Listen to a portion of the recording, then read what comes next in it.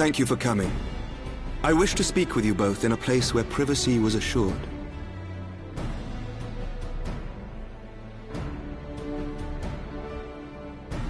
We quite understand.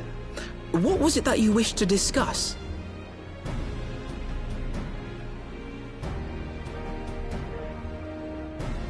With my father's passing, the seat of the Archbishop lies vacant. And so, in accordance with canon law, I have assumed his responsibilities. I should stress that this is a temporary measure. It was never intended that the Lord Commander of the Temple Knights serve in this capacity indefinitely. Quite the opposite. The statutes specify that I should surrender my powers as soon as a conclave of the senior clergy and the high houses have named a new archbishop. But in light of recent events, that would not seem appropriate. I confess I did not expect you to divulge quite so much quite so soon. The details of the Archbishop's plans, perhaps, but the true origin of the war and all it entails? I too had concerns. But when the Warrior of Light is witnessed returning to the capital upon the back of a dragon, one's options are rather limited. Mayhap I could have concealed certain details, but for how long? And at what risk? Should the truth have come to light in the meantime, how would the people have viewed my silence? After 1,000 years of lies and secrecy, I could not well abuse their trust and hope to be believed. The time for deception has passed. I only wish the people agreed. That some would deny the truth I had anticipated, but not this many. And among the few who acknowledged that my father had to be stopped, no small number questioned our methods.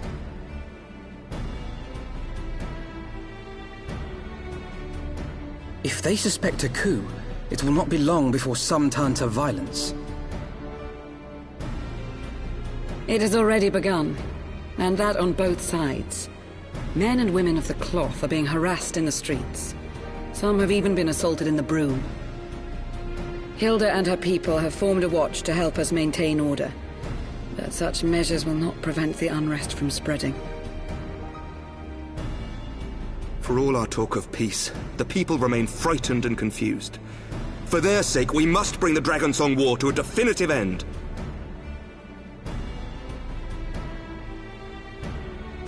And we should be glad to help you, Sir Emmerich. But what precisely would you have us do?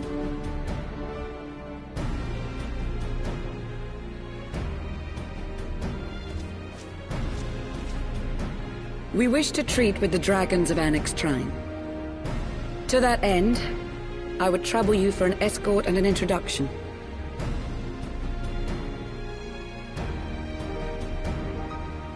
Annex Shrine?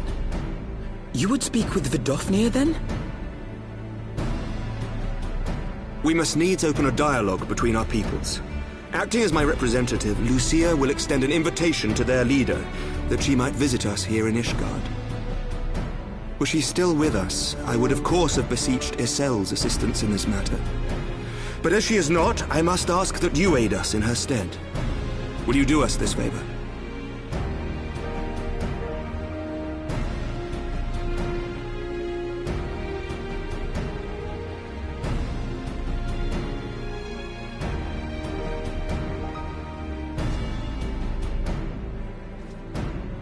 Thank you, my friends. Lucia, I leave the rest to you.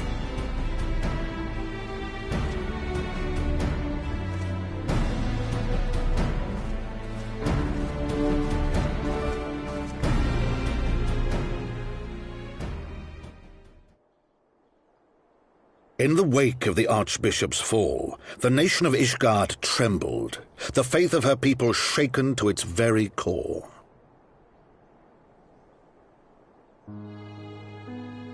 For 1,000 years had they fought and died, certain of the justice of their cause, only to be told that their holy war was born of the sins of their forefathers. What then for those brave men and women, thus stripped of their righteousness but to despair, to deny the truth and decry its speakers?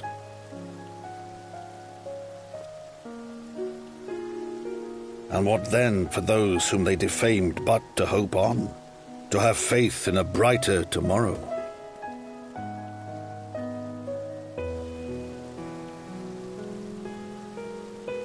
A tomorrow in which man and dragon might live together in harmony, then as distant as the very stars in the heavens.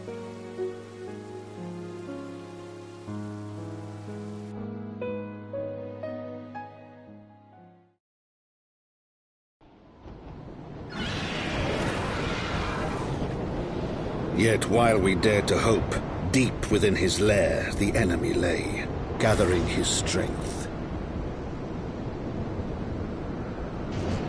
Nidhogg, now possessed of his 2 eyes and the body of the Azure Dragoon, prizes to which he had laid claim at the very hour of the hero's triumph.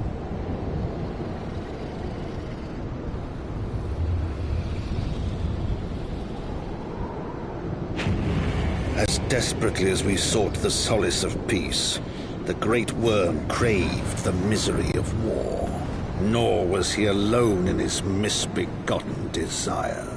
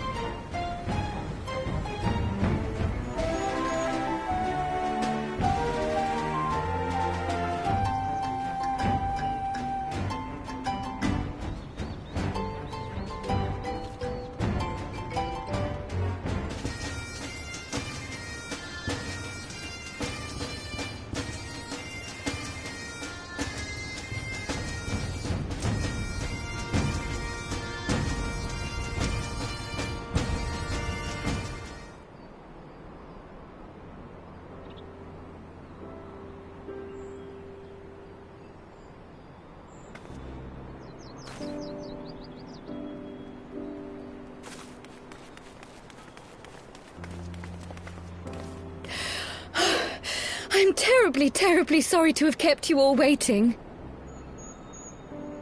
You need not apologize. We arrived but a moment ago ourselves.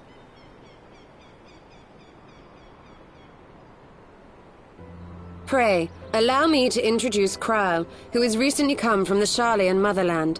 She has generously offered to assist us. Oh, please, think nothing of it. A trip to Eorzea was long overdue. You must be the Warrior of Light. Yes, you certainly do look the part. A pleasure to meet you at last, miss. And who is that I spy but young Alpha No Levieux himself? I dare say someone's grown an ilm or two in my absence.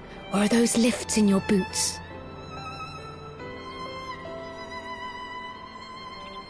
We, Miss Kryle and I met at the Studium years ago. I shall forever be indebted to her for her sage guidance. It was no small task keeping him out of trouble, believe you me. The youngest ever to enter the Studium, him and his sister, 11-year-old prodigies. Suffice it to say, social graces were not among his list of talents. Striding up to his seniors on his first day, head held high. What was it he said again? Thank you, Kryle.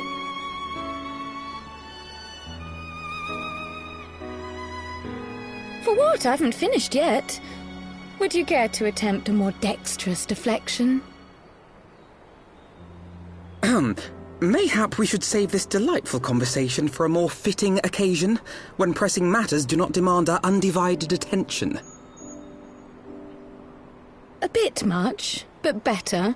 I can tell you have been putting your skills to use here in Eorzea. Henceforth, I trust you will dazzle me with your eloquence at the first time of asking.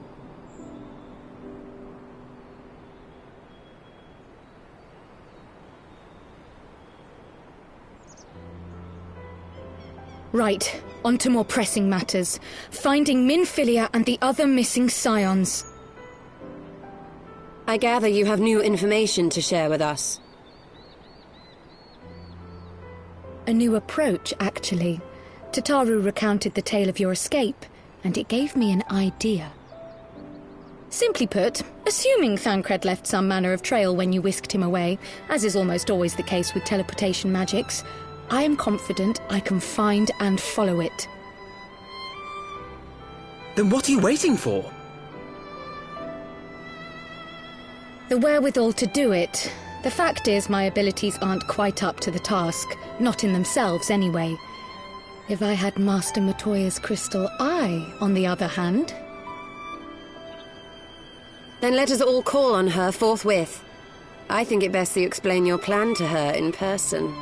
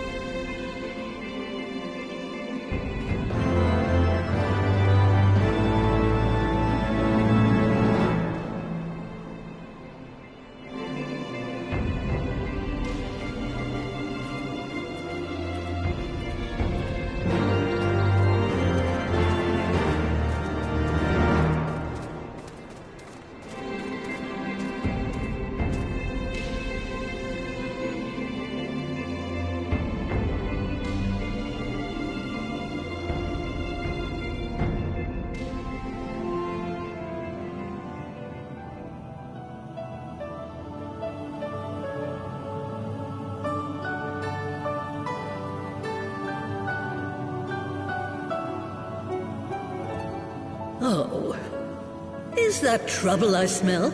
Or did you forget to wipe your boots on the way in?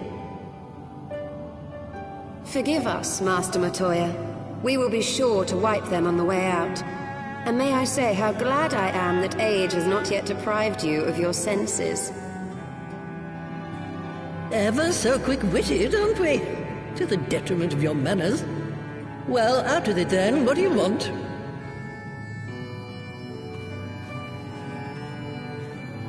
Pray, allow me to introduce myself, Master Matoya. I am Kryl, of the students of Baldessian. I hope you will excuse our unannounced visit. Baldessian, you say? Ah, yes. The old coot set up shop on the Isle of Val, didn't he? Regrettably, our Order's headquarters and the Isle itself were obliterated by a magic of immense power. I have the blessing of light to thank for my own preservation. Kryl, you too possess the Echo. Well, yes, of course I do. Our Order is devoted to uncovering the mysteries of Hydaelyn and interpreting her will, particularly through the study of her gift to us. It was in the course of these studies that I met and subsequently befriended Minfilia. She and I have rather a lot in common. I had no idea. You weren't supposed to. Not that I wanted to deceive you, you understand, but precautions had to be taken. Yes, yes, that's all well and good, but you still haven't told me why you're here. The students of Baldessian are gone, and there is naught I can do to change that. But the signs of the Seventh Dawn can yet be restored, and my dear friend found. You have in your possession an ancient crystal of light, one you call your crystal eye. I believe I can use it to focus my abilities and locate one of the missing scions. And there I was, thinking you might want to make use of my years of experience. Oh, wait here.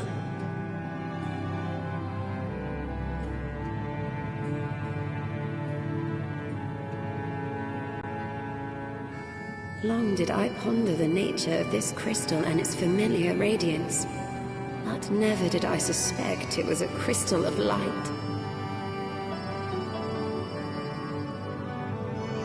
On the cusp of an umbral calamity, souls blessed with the power of the Echo invariably appear. To aid these, her chosen warriors, Hydaelyn bequeaths to each a slither of her strength in the form of a crystal of light. But as her strength wanes, so too does the potency of her gifts. This crystal, born of an earlier era, is infused with a power far greater than those of this age. You could travel the length and breadth of the land and not find a crystal even a fraction as pure. Its value is beyond measure, as are the risks inherent in its use. No two manifestations of the Echo are alike. I, for example, can converse with beings of every shape and size, excepting beasts, contrary to what others would have you believe. Language has nothing to do with it, of course. Rather, I am sensitive to the whispers of the soul. Their intent, their very essence even, the traces of which serve to guide the elementals to Y'shtola. Far-fetched though it may sound, I believe that with your crystal eye, I may be able to pick up where they left off and follow the remaining trail to Thancred. That is, if I have your permission.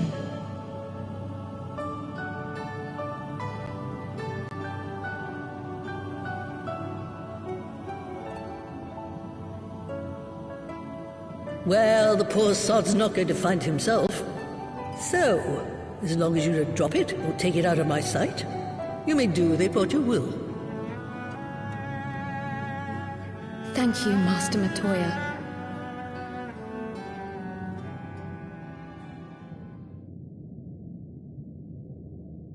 Then let us begin.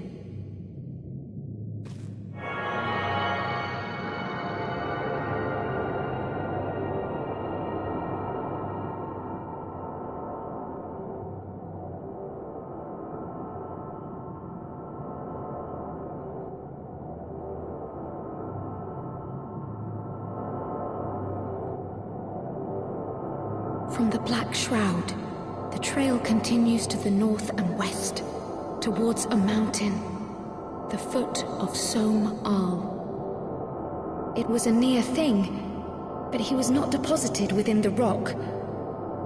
I think.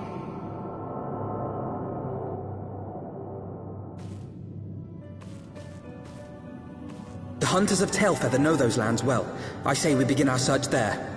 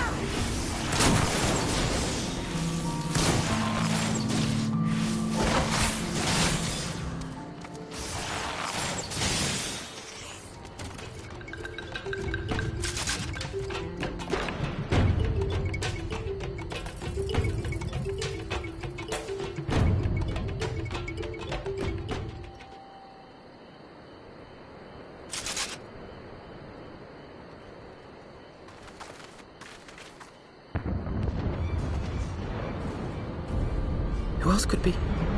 Thancred! It could be Thancred! We must hurry!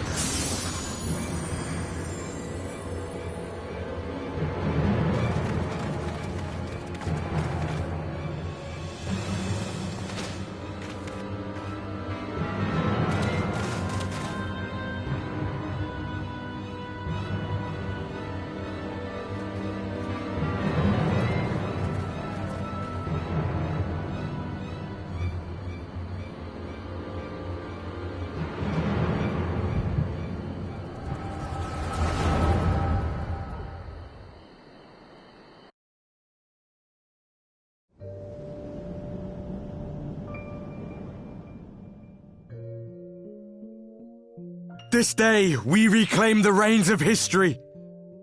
This day, we rid ourselves of the Ascians forever!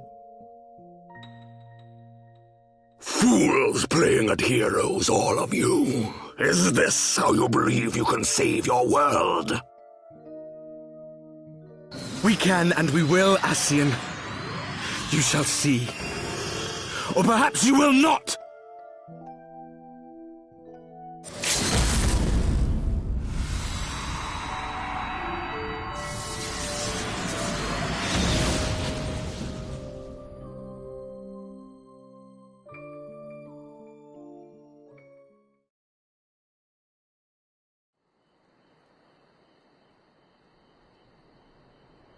So you are the warrior of light, the savior of Eorzea.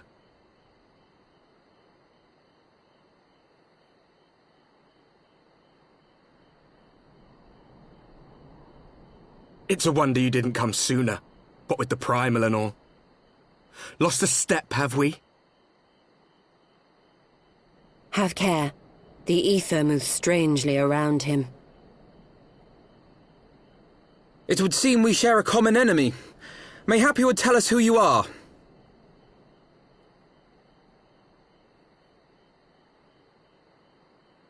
Shall we show them?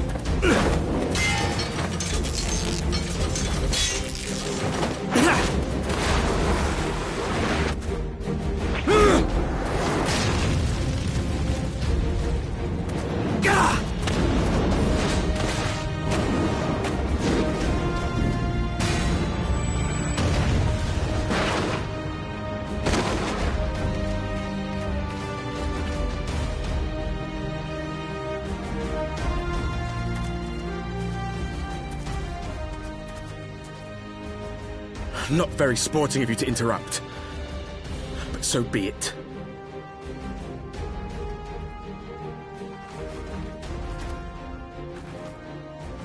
Mark well our faces, warrior of light. For we are the warriors of darkness. Walkers of a different path. And we shall meet again.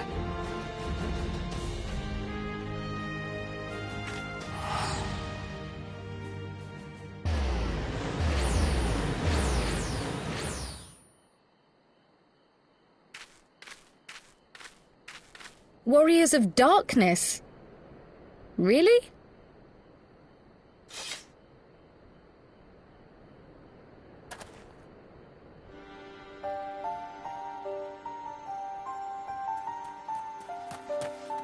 Thancred! Are you all right?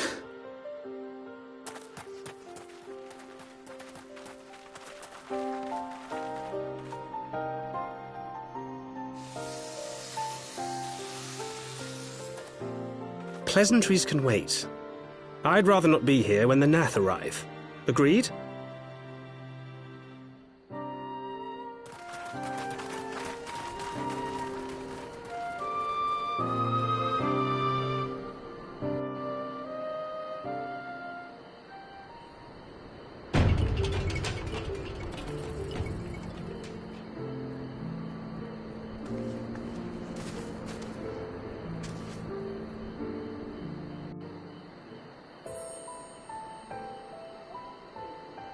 Suffice it to say, our reunion was not at all as I pictured it. Waiting until the last instant to join the fray. 'Tis plain you have not lost your appetite for the dramatic. My appetite for the dramatic? Have you forgotten the circumstances of our parting? The heroic last stand, the tunnel filling with light, and then... Had I known you intended to use forbidden magics to deliver me to some god's forsaken wilderness, I would have thanked you in advance. Thancred.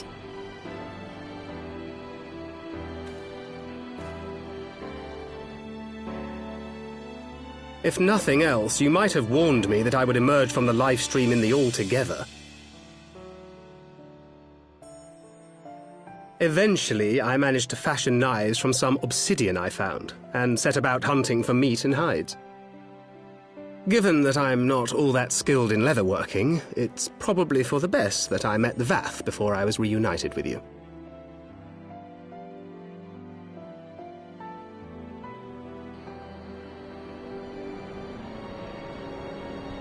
So you were the fleshling clothed in skins of whom the storyteller spoke? A description which fit me as ill as the skins themselves. Happily, I was able to trade with the Vath for garments better becoming a man of refinement. From them I learned of Ravana, and of the great warrior who had once laid him low.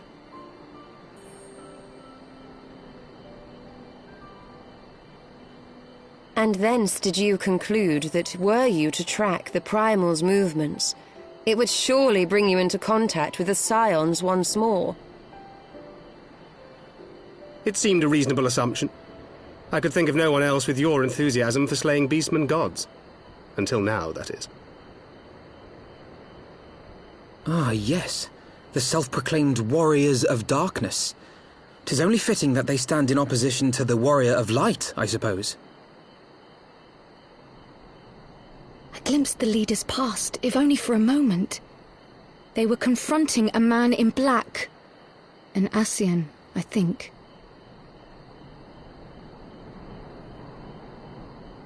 If these warriors are capable of doing battle with Ascians and Primals both, they must be possessed of powerful protection.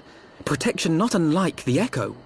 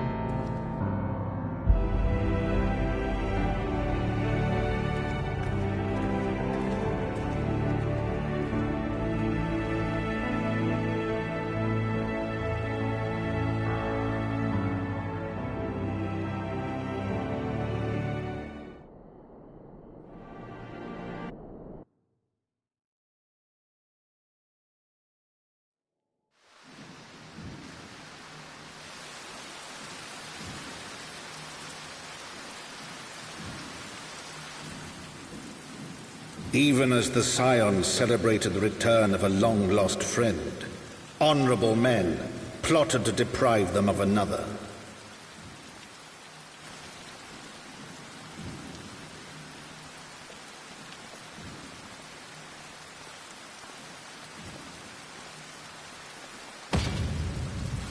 Honorable men, to whom Sir Emeric was no hero, but a scheming patricide.